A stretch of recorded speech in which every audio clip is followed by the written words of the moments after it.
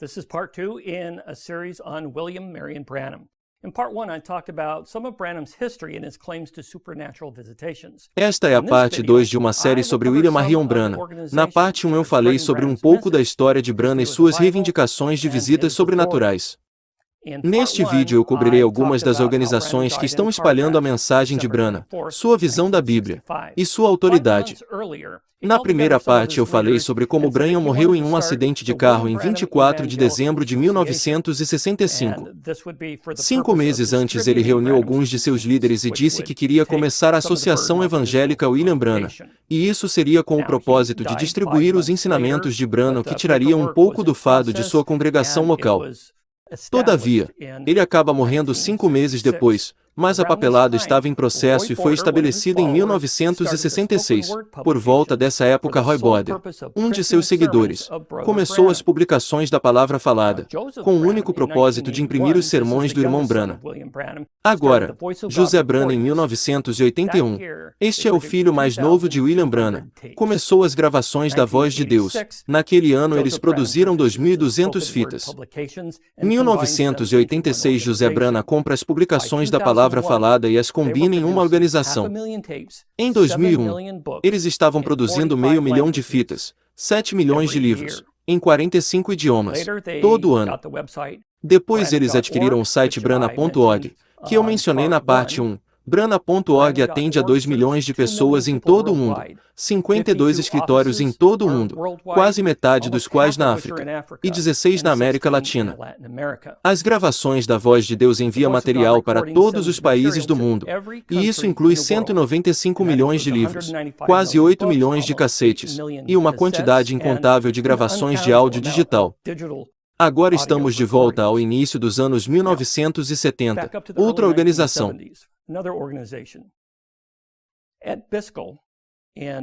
Ed Biscell, de Colômbia Britânica, Canadá, conhecia William Branham e tinha um desejo ardente em seu coração para levar os ensinamentos de Branham para o mundo. Então ele começou uma transmissão de rádio chamada Bible Believer Broadcast. Uma igreja começou a partir deste evento, Cloverdale Bible Way. Em 1973, eles começam a transmissão. Em 1981, eles são transmitidos em 27 estações de rádio cobrindo quase todos os Estados Unidos e Canadá. Eles têm uma audiência potencial de 87 milhões na África do Sul. By 2007, they started their website messagehub.info. Em 2007, eles começaram seu site, messagehub.info. E lá você pode baixar mais de 1.200 ensinamentos de Branham, em áudio ou transcrições. Em novembro de 2020, eles tinham 81 idiomas no site, 43 mil visitantes, 21 mil downloads de áudio, mais de 206 mil downloads de livros, para um total de mais de 3 milhões de downloads até hoje. Em 2014, a Bible Believer Broadcast iniciou um aplicativo móvel da mensagem. O que é bom sobre este aplicativo? Se você é um pesquisador ou um crente da mensagem, você vai para este aplicativo. Você pode abri-lo. Você pode puxar a versão da King James da Bíblia, e haverá um número ao lado do versículo. O número representará quantas vezes Branham falou sobre esse versículo individual, e você pode clicar nesse número, e ele lhe dará uma pequena transcrição do sermão em que ele pregou sobre esse versículo. Em 2021, Message Mobile App possui 34 idiomas. Next thing I want to talk to you about is Branham's Bibles. Branham obviously believed in the Bible. He preached A from the próxima Bible. coisa que eu quero falar com você é sobre as Bíblias de Branham. Branham, obviamente, acreditou na Bíblia. Ele pregou sobre a Bíblia. Porém, pode surpreendê-lo saber que Branham disse que havia 3 Bíblias. Ele disse que a primeira Bíblia que Deus alguma vez escreveu foi o Zodíaco. No céu, o Zodíaco foi a primeira Bíblia de Deus, e o homem podia olhar para cima para perceber que seu Criador vinha de lá. Isso é o que Deus estava ensinando às pessoas através do Zodíaco. De acordo com Branham, você poderia olhar para cima nos céus, ver o Zodíaco e saber que Deus veio de lá. Na verdade, Branham disse que Deus declarou a Bíblia inteira nas constelações do Zodíaco. Agora, ele nunca entra em detalhes, como você vê a Bíblia inteira no Zodíaco, mas de vez em quando ele elabora. Algumas coisas. Uma coisa que ele falava muitas vezes era que o zodíaco começa com a Virgem, e que termina com Léo o Leão, a primeira vinda de Cristo, e a segunda vinda de Cristo. E ele acreditava que a Virgem representava a Virgem Maria, a primeira vinda de Cristo, e Leão, a segunda vinda, para que você pudesse olhar para as constelações e entender a linha do tempo de acordo com Brana. Então deixe-me dar apenas uma breve resposta sobre o zodíaco. Agora, Brana está certo quando diz que você pode sentir que Deus existe, ou aprender algo de Deus através da criação. Mas é uma coisa limitada que você pode aprender. Por exemplo, Romanos 1:20 diz que, abre aspas, seus atributos invisíveis, ou seja, seu poder eterno e natureza divina, foram claramente percebidos desde a criação do mundo, nas coisas que foram feitas, fecha aspas. Para que você possa aprender algumas coisas de Deus, ou sentir algumas coisas de Deus, através das coisas que foram feitas.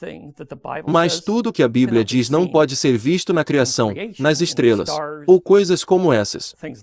Mas ainda assim, uma coisa é dizer que, olhando para as estrelas, no universo, e os planetas, que você pode aprender sobre Deus, e uma coisa é dizer isso, e outra coisa, totalmente diferente, é dizer que, isso pode ser sentido a partir do zodíaco.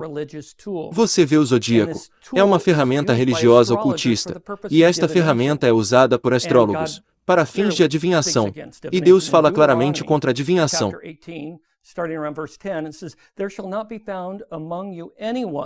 Em Deuteronômio capítulo 18, começando por volta do versículo 10, e diz que, não haverá, ser encontrado entre vocês, alguém que pratica a adivinhação, ou diz a fortuna, para quem faz essas coisas, é uma abominação para o Senhor.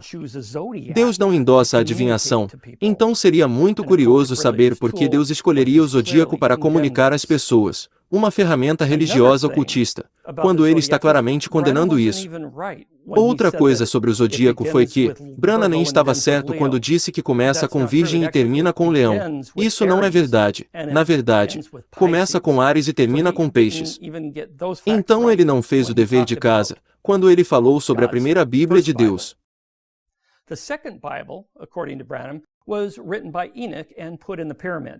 A segunda Bíblia, de acordo com Brana, foi escrita por Enoque e colocada na pirâmide. Agora, quando ele diz isso, se você olhar nesta declaração aqui, você pode pensar que ele está dizendo que Enoque escreveu em pergaminho e colocou dentro da pirâmide. Não é isso que ele quer dizer. O que ele está dizendo é que a estrutura real da pirâmide, em si, é a segunda Bíblia de Deus. Agora, bem rápido, algum contexto, se você fosse ver isso nas gravações da voz de Deus, e fazer uma busca, e procurar quando Brana fala sobre isso. Às vezes ele vai dizer pirâmides, no plural, que foram construídas, mas sua via normal é estar falando sobre a grande pirâmide de Gizé, a grande pirâmide. Essa sim, está é a segunda Bíblia de Deus para nós. Então deixe-me dar a vocês apenas algumas afirmações estranhas que Brana fez sobre a grande pirâmide. Bem, a primeira que já vimos. Ele disse que Enoque construiu a pirâmide. Agora, isso é um pouco problemático. Veja, Enoque de Gênesis capítulo 5, não o filho de Caim, no capítulo 4, mas no capítulo 5. Ele provavelmente está falando sobre aquele Enoque. Mas aquele Enoque provavelmente viveu 4.000 anos antes de Cristo, e isso é uma estimativa conservadora. Pode ter sido mais do que 4.000 anos antes de Cristo. Bem, a grande pirâmide que eles acreditam foi construída em 2500 antes de Cristo. Então Brana estava errado em cerca de 1.500 anos, para dizer que Enoque a construiu. Outra afirmação estranha é que Brana disse que os egípcios tinham poder atômico, e é assim que eles construíram as pirâmides, porque como no mundo eles poderiam ter movido essas enormes pedras. Ele disse que eles tinham poder atômico. Não só eles tinham poder atômico, esse poder atômico não funcionou muito bem para eles. Em um ponto causou uma grande explosão. Brana elabora. Ele diz que o poder atômico, abre aspas, sacudiu o mundo para fora de sua órbita, para longe do Sol, o jogou para o lado e trouxe as chuvas e destruiu o mundo pela água, fecha aspas. Em outras palavras, o dilúvio de Noé foi causado pelos egípcios usando seu poder atômico. Eu não vou oferecer uma resposta para isso que acabei de ler. É com você.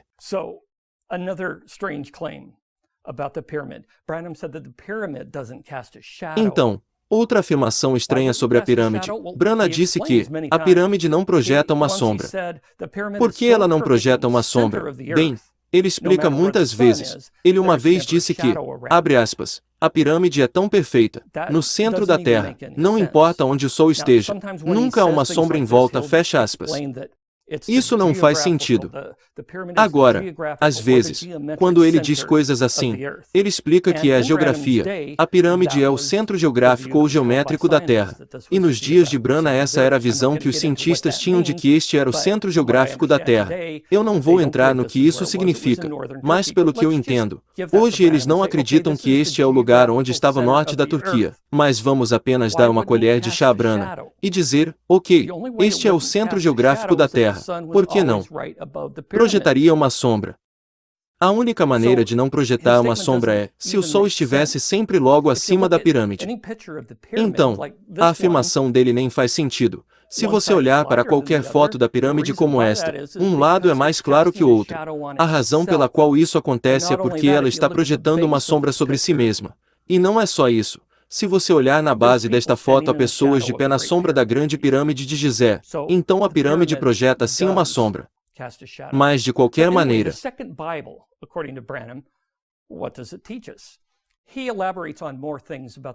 a segunda Bíblia, de acordo com Branham, o que mais ela nos tem a ensinar? Ele elabora mais coisas sobre a pirâmide do que sobre o zodíaco. Vou lhe dar apenas mais uma aqui. Porque este é um grande problema. Ele disse que, abre aspas, a grande pirâmide do Egito nunca teve uma pedra superior nela, porque a pedra angular foi rejeitada. Cristo, a cabeça da esquina, foi rejeitada. Fecha aspas. E ele disse que isso está se referindo à pirâmide. Deixe-me dar uma pequena resposta a isso aqui. Nesta citação, há duas palavras importantes, pedra angular e cabeça da esquina. Ele disse que isso está se referindo a Cristo. E nós vamos olhar para a Bíblia e ver de onde ele está tirando essas palavras. Pedra angular é uma pedra que está nas pirâmides. Porém, a grande pirâmide de Gizé não tinha uma pedra que estava faltando. E a alegação de Branham é que esta é a pedra angular que foi rejeitado pelos construtores. So that is a word used with pyramid, but what about the word headstone? Where does he get that? Psalm 118:22 is probably the source. Here it gives the prophecy about Christ who would be coming. It says the stone which the builders refused. Então essa é uma palavra usada com pirâmide, mas e a palavra cabeça de esquina? Onde ele conseguiu essa? Salmo 1:8, 22. É provavelmente a fonte aqui que dá a profecia sobre Cristo que viria. Diz, a pedra que os edificadores rejeitaram tornou-se a cabeça da esquina. Então o que significa a cabeça da esquina? É útil ver como isso é traduzido em outros lugares. Este foi o Salmo 118, versículo 22, na versão King James. Se olharmos para Marcos 12, verso 10, no Novo Testamento, onde está usando este versículo, ele traduz, diz, a cabeça da esquina. Outras traduções, como NVI, dizem pedra angular, ou o novo King James, dizem a pedra angular. O que eu acredito que isto está falando, seja pedra angular ou cabeça da esquina, não é o topo da pirâmide, não é mesmo.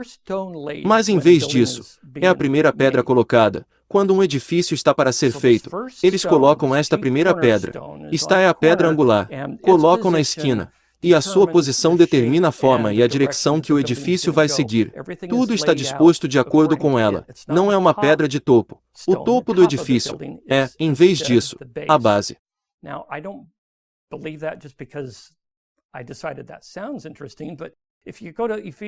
Agora, eu não acredito nisso só porque eu decidi. Parece interessante, mas se você for para Efésios capítulo 2, versículo 20, ele fala sobre como os cristãos são edificados sobre o fundamento dos apóstolos e profetas, o próprio Cristo Jesus sendo a pedra angular. Agora, isso poderia estar falando sobre o topo de um edifício.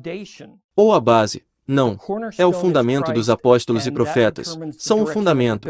A pedra angular é Cristo. E isso determina a direção do edifício, que é o fundamento pelos apóstolos e profetas. E então os cristãos são pedras vivas construídas sobre isso. Sim, a pirâmide tem 5 cantos. E Branham, os crentes da mensagem podem pensar que o topo é a pedra angular, mas não. É uma pedra fundamento, de base, não uma pedra superior. the Bible verses in King James translated as headstone. Então, voltando a isso, os versículos da Bíblia King James, traduzidos como cabeça da esquina, escrito separado, e duas palavras que significam algo totalmente diferente do que na transcrição de Branham, onde diz, cabeça da esquina, escrito junto. Então, cabeça da esquina, escrito separado, que acabamos de ver, significa uma pedra fundamental, está na base. O que é uma cabeça da esquina? Escrita junto, uma palavra. Cabeça da esquina. Bem, isso é uma lápide. Algo totalmente diferente de uma pedra angular. Algo totalmente diferente. Não tem nada a ver com a pirâmide. Não tem nada a ver com Cristo, na Bíblia. O que é mais interessante é que depois que Branham morreu em 1965, foi mais tarde enterrado, e sua lápide era em formato de uma pirâmide. Agora, o que é interessante, quando você olha para a lápide de Branham, você pode ver que há palavras escritas nela, e isso remonta aos seus ensinamentos sobre a pirâmide, e o que ele revela, no qual eu não vou entrar, mas uma coisa que eu quero ressaltar é que no topo há uma águia. Este é um símbolo muito popular entre os seguidores de William Branham, e a razão disso é porque Branham disse que todos sabem que um profeta é chamado de águia, na Bíblia, e então esta águia é o símbolo de um profeta, colocado sobre seu túmulo. Pera um minuto. Todos sabem que um profeta é chamado de águia na Bíblia. Minha resposta a isso é não, não, não, não há nenhum versículo para isso. For more of a response, Great Pyramid of Giza is not the only one, not the only pyramid that didn't have a capstone on it. Para mais de uma resposta, a Grande Pirâmide de Gizé não é a única pirâmide que não tem uma pedra angular nela. Fiquei surpreendido ao descobrir que existem mais de uma centena de pirâmides encontradas no Egito, e muitas delas não têm o cume, e a razão pela qual é teorizado por alguns, que foram saqueadas muitas destas pirâmides. As pessoas roubam coisas. Alguns teorizaram que talvez elas nunca foram concluídas. Embora, eu ache que, provavelmente, eles foram, mas é um mistério, exatamente o que aconteceu com o Pedra de Coroa aqui, e outros. Mas o que é importante para mim quando olho para as pirâmides, e penso nisso, traz o mesmo tipo de problema do zodíaco, o propósito que essas pirâmides foram feitas. Isso vem da antiga religião egípcia. E eles acreditam que essas pirâmides simbolizam um monte que surgiu das águas primordiais do Nu, em que o Aton-Ra, o deus solar que fez o mundo, que essas pirâmides deveriam simbolizar isso. Se você quiser chamar isso de doutrina dos antigos egípcios, isso está simbolizando a criação do Deus solar. Por que Deus usaria isso como uma segunda Bíblia? Porque ele usaria uma ferramenta de adivinhação no zodíaco, para revelar coisas para as pessoas. Tudo isso parece muito estranho.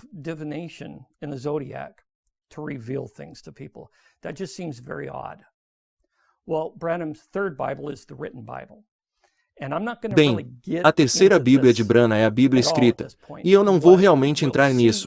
Neste ponto, o que veremos é como ele usa a Bíblia, e isso será principalmente na parte 3 desta série de vídeos. Então estas são as 3 Bíblias de Branham, o Zodíaco, a Grande Pirâmide, e a Bíblia escrita. Agora, a seção final deste vídeo eu quero falar sobre a autoridade de Branham. Ele tem muita autoridade na vida das pessoas que seguem seus ensinamentos. Agora, as pessoas que seguem seus ensinamentos costumam chamá-lo, se referem a ele, como irmão Branham, mas, mais do que isso, esses são alguns de seus títulos. Ele é um profeta. Ele é o segundo Elias, mencionado em Malaquias 4, 5 e 6. Ele é o sétimo anjo, mensageiro do Apocalipse 10, 7. E ele é o mensageiro de Laodiceia, de Apocalipse 3, 14.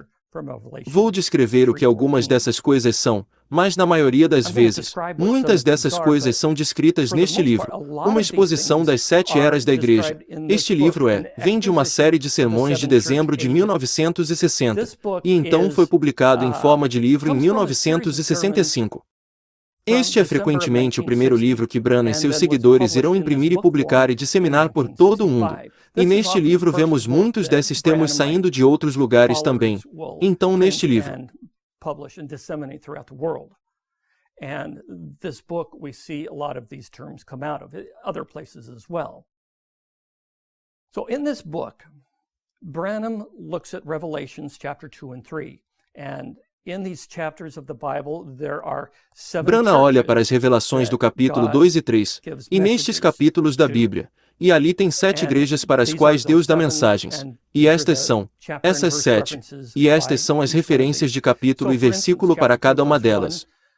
Por exemplo, capítulo 2, versículo 1, a Bíblia diz, ao anjo da igreja de Éfeso escreve.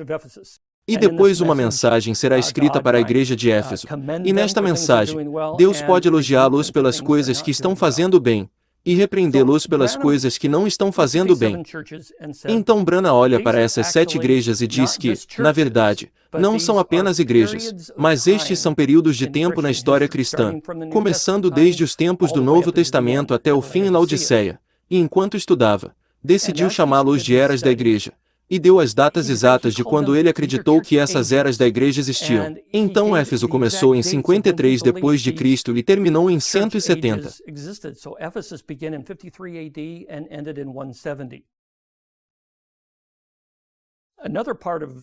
Outra parte do estudo de Branham, se você preferir, é quando ele olhou para este versículo. Tomaremos Efésios novamente, a igreja em Éfeso quando diz, ao anjo da igreja de Éfeso escreva. Branham corretamente disse que a palavra anjo, no grego, ganglas no original, pode significar um mensageiro humano. Não tem que significar um mensageiro divino, necessariamente, como pensamos. Um anjo pode ser um mensageiro humano, e ele disse que é exatamente sobre isso que esses versículos tratam. Então há um mensageiro humano para cada uma dessas eras da igreja. E em suas descobertas ele listou essas pessoas como os mensageiros para essas diferentes eras da igreja, Paulo, Ireneu, Martim, e assim por diante. Mas você notará, ele não colocou nada para Laodiceia. Um mensageiro de Laodiceia. Mas quando você lê seus escritos, se você ouvir o que ele está dizendo, fica claro quem ele acredita que é o mensageiro de Laodiceia. É ele mesmo. É claro para os crentes da mensagem, os seguidores de Branham. Eles acreditam que Branham é o mensageiro de Laodiceia.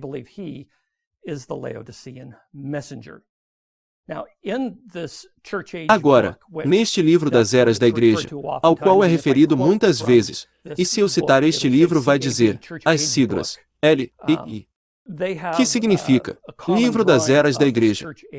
Eles têm um ponto em comum, um desenho deste ensinamento das eras da igreja, que se parece com isso.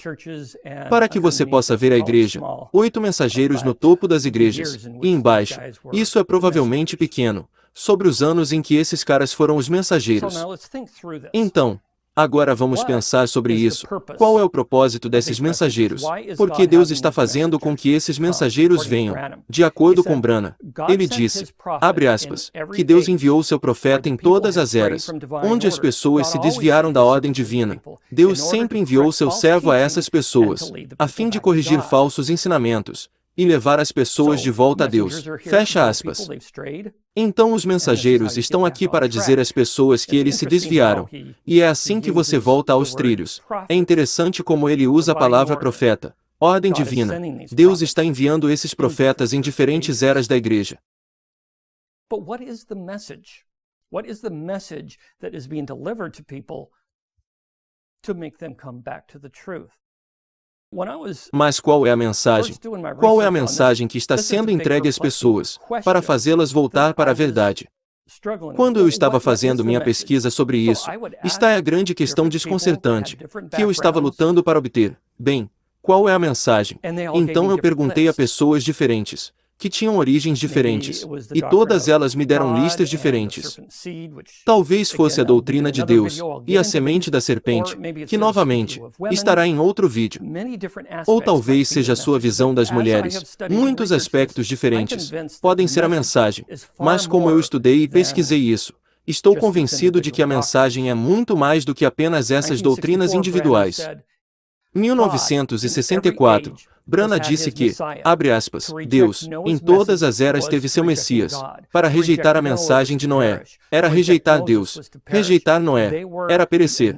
Rejeitar Moisés era perecer. Eles eram os Messias ungidos para aquela era. A pessoa que carregava a mensagem é um Messias ungido para aquela era. Fecha aspas.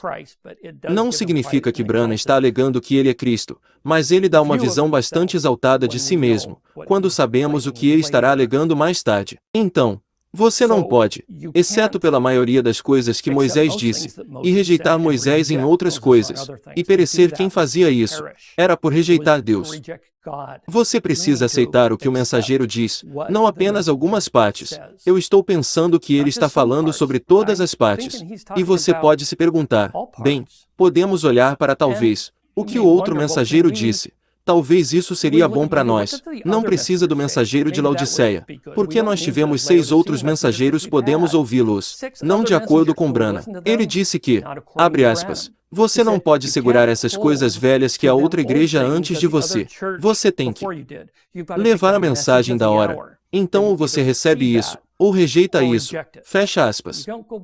Você não volta para os velhos mensageiros. Na velha era da igreja, você precisa ir com a mensagem da hora. E está é a famosa palavra de ordem. A mensagem da hora.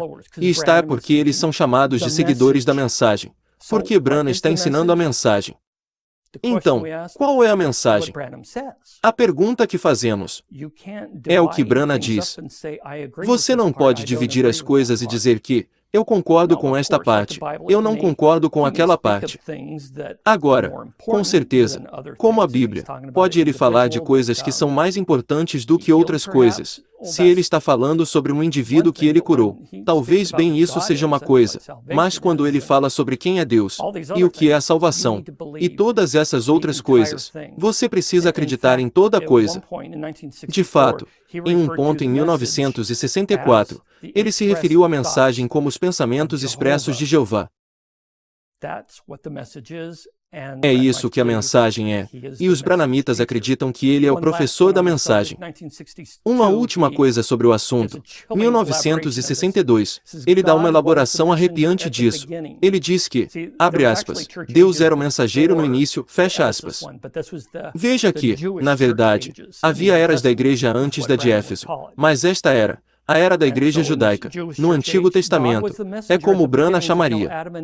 E então, nesta era da igreja judaica, abre aspas, Deus foi o mensageiro no começo, para dizer a Adão e Eva, você deve comer isso, mas você não deve fazer isso. Esta foi a mensagem. E quando os homens atravessaram a mensagem da hora, ele trouxe morte e caos para todo o ser humano. Agora, isso é o quanto a mensagem significa. Fecha aspas.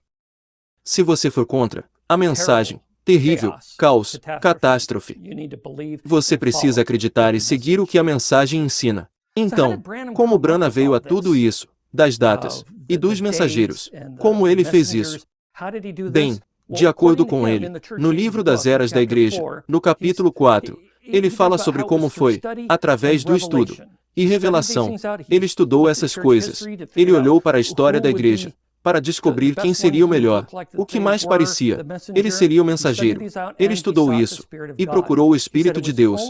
Ele disse que, abre aspas, foi apenas com a aprovação definitiva do Espírito de Deus que eu escolhi os homens que eu tenho. Fecha aspas. Então estes foram confirmados a ele por Deus que ele escolheu os certos. Agora, ele disse que Paulo foi o primeiro mensageiro para a igreja em Éfeso, e ele disse que os outros mensageiros precisariam seguir o padrão de Paulo, e ele deu 3 coisas do padrão de Paulo para todos os outros seguirem.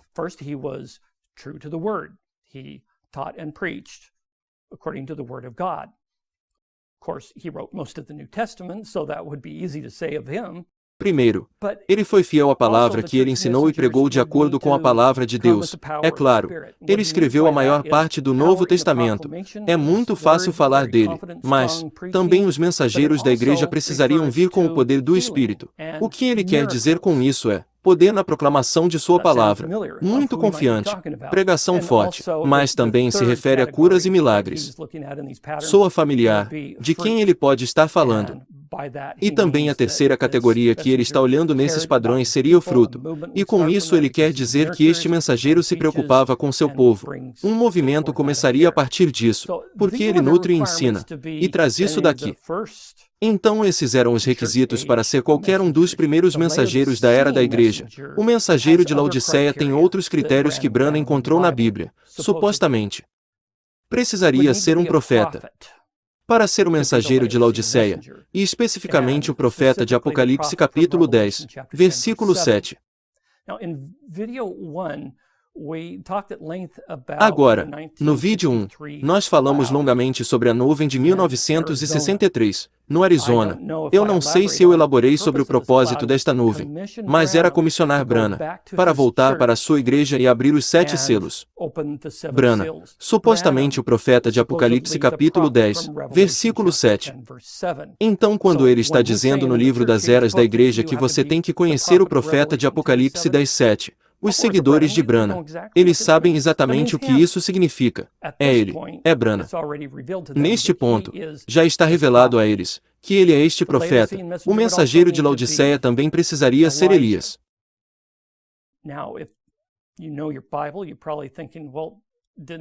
Agora, se você conhece sua Bíblia, provavelmente está pensando, bem, não é que Elias já veio como João Batista. Bem, sim, mas há 2 Elias. Antes de tudo, vamos olhar para Malaquias 4.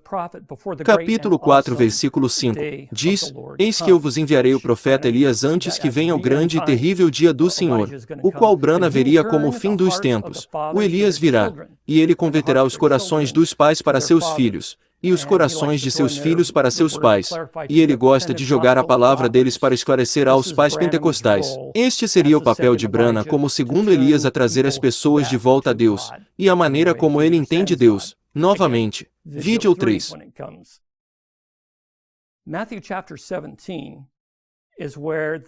Quando se trata de Mateus capítulo 17, é onde eles têm a ideia de haver mais de um Elias. Capítulo 17, versículo 11. Elias virá e ele vai restaurar todas as coisas. Mas eu digo a vocês que... É Jesus falando. Eu digo a vocês que Elias já veio e eles não o reconheceram. Então os 2 Elias que eles dizem que está aqui, bem, no versículo 12, diz que Elias já veio, e esse seria João Batista. Mas o versículo 11 diz que Elias virá. Esse é o tempo futuro. Jesus está falando de um futuro Elias que vai vir. E versículo 12, falando sobre Elias que já veio. Eles acabam concluindo. Vejam só, que há mais de um Elias. Um que veio, é João Batista, e um que vai vir. Esse acaba sendo William Branham. No entanto, eu não acho que é isso que está acontecendo em Mateus 17. Todo o contexto disso é os discípulos perguntam a Jesus. Eles dizem, então por que os escribas dizem que primeiro Elias deve vir? Eles estão perguntando, olha, esses escribas estão dizendo que Elias deve vir antes do Messias. E então no versículo 11, Jesus está respondendo suas perguntas. Ele está dizendo que, você está certo, e eles estão certos. Elias deve vir, mas eu estou dizendo a você que ele já veio. Ele não está dizendo que há 2 Elias. Isso não está respondendo à sua pergunta. Elias já veio e os escribas estão certos. Elias tem que vir primeiro, e ele veio. O terceiro requisito para o mensageiro de Laodiceia é que ele teria que ser como Elias e João Batista. E como eles eram. Veja se esta lista se parece com alguém que você possa ter ouvido falar. Ambos eram homens do deserto. Ambos atacaram os líderes religiosos. Ambos profetizaram muito contra mulheres imorais e seus caminhos. Embora eu não tenha entendido, eu não entrei na pregação do Branham sobre as mulheres. Este é o livro didático William Branham. Então sua descrição do mensageiro de Laodiceia se encaixa nele. So let's give some response to this church age message teaching. Então vamos dar algumas respostas a este ensinamento da mensagem das eras da igreja. Primeiro de tudo, há alguns problemas com esta lista. Deixe-me primeiro apontar para Columba. Columba morreu em 597, depois de Cristo. Isso foi 9 anos antes da era da igreja começar. Como ele poderia estar morto durante sua era da igreja? Todos os outros mensageiros das eras da igreja viveram em sua própria era da igreja. E só faz sentido que ele seja um mensageiro daquela era da igreja, se eles estavam vivos durante aquela era da igreja. Como poderia Columba ser um mensageiro da era da igreja quando ele não estava vivo durante a sua era da igreja? Esse é um problema. Outro aqui é, vamos olhar para Martinho Lutero, o mensageiro para Sardes. Um dos requisitos que eu mencionei, de William Branham, eram milagres. Que milagres Lutero fez? De fato, Branham tinha dito muitas vezes que Martinho Lutero fazia milagres, mas não, ele não fez. De fato, Os católicos romanos argumentaram que, alguns católicos romanos, argumentaram que Lutero não poderia ter sido chamado para fazer o que ele fez, porque ele não é um santo e os santos têm que fazer milagres. Mas Martinho Lutero nunca afirmou ser um santo no sentido católico romano. Então esse argumento é inválido, mas é interessante que esses católicos romanos argumentam contra Lutero dizendo que ele não fez nenhum milagre. Mas agora Branham está afirmando que ele fez milagres e é isso que ajuda a qualificá-lo para ser um mensageiro da era da igreja. É problemático. But now Branham is claiming that he has done miracles, and that's what helps qualify him to be a church age messenger. That's problematic.